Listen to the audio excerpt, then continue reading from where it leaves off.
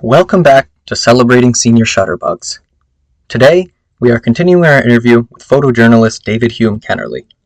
In the last segment, we heard the chilling story of David's journey through the aftermath of the Jonestown tragedy, and about how it is the only experience in the world to trigger a nightmare for David afterwards. In today's segment, we will be hearing about David's start with United Press International, or UPI, and his time spent covering the India-Pakistan War in 1971. David, it seems your years spent with United Press International affected your path as a photojournalist forever after, and brought you all around the globe, including into Vietnam and India. Can you tell us how that started?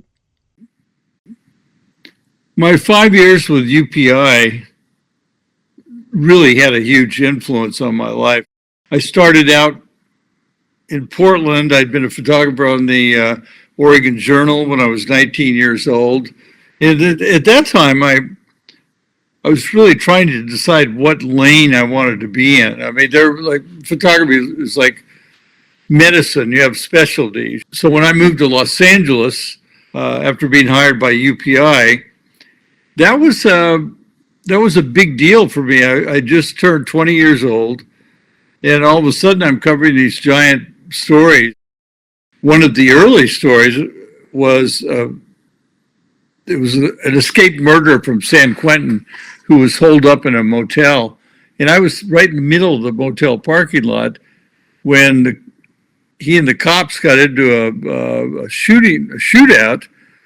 And for some reason, he had some dynamite in his room. The dynamite blew up. He came out of the window, fell over a ledge. And I have a picture of him as he's looking up at me. And the cops are still shooting him. And he died right in front of my camera. I was there the night Robert Kennedy was shot at the Ambassador Hotel. I moved from Los Angeles to New York. I covered the World Series, the amazing Mets winning in 1969, then down to Washington, D.C., the Washington Bureau of UPI. I had my first ride on Air Force One when I was 23 years old as the pool photographer, as a wire guy.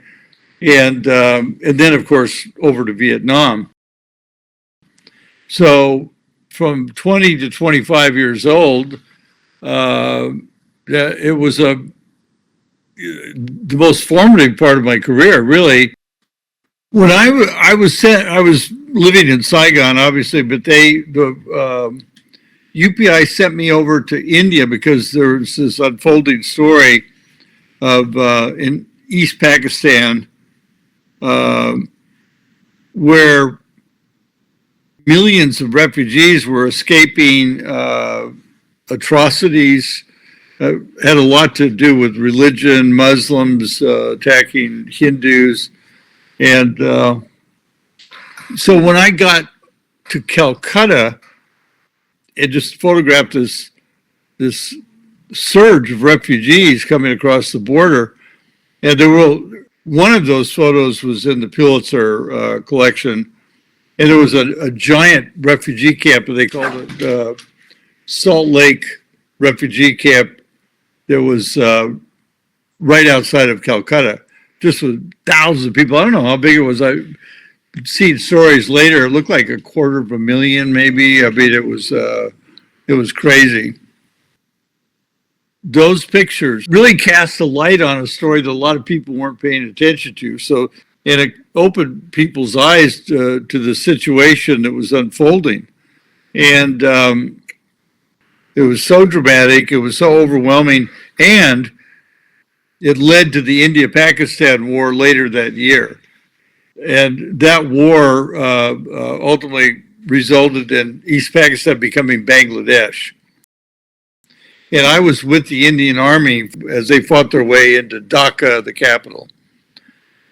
And there was another example of close calls. I had I was with these Indian soldiers who were attacking a West Pakistan machine gun nest, and the guy right next to me got shot. And they're just little moments like that make you wonder, or make me wonder why I'm still here, because that could have been it. There were so many times it could have been it, but it wasn't it.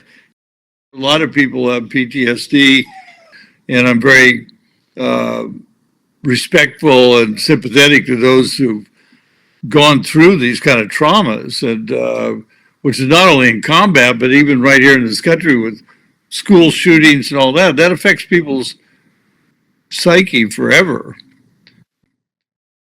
It's quite profound how much you were able to cover in just the first 5 years of your career at UPI. The world can learn a great deal from the things you saw and shared during your time in India and Bangladesh to hopefully be better prepared for the present and future. Everyone today can learn from what you have experienced over the last 60 years, and hopefully they will. In the next segment, we ask David about the defining conflict of the 60s and 70s, the Vietnam War, where David experienced one of the defining moments of his career, winning the 1972 Pulitzer Prize. Join us in the next segment to hear his story of nearly dying the day after winning his Pulitzer, and for the following segments, where David goes into detail on being the official White House photographer for Gerald Ford, shares advice for photographers starting out today, gives examples of the important work he still does today, and how he carries on bringing us the news of today, continuing on his path as a photojournalist.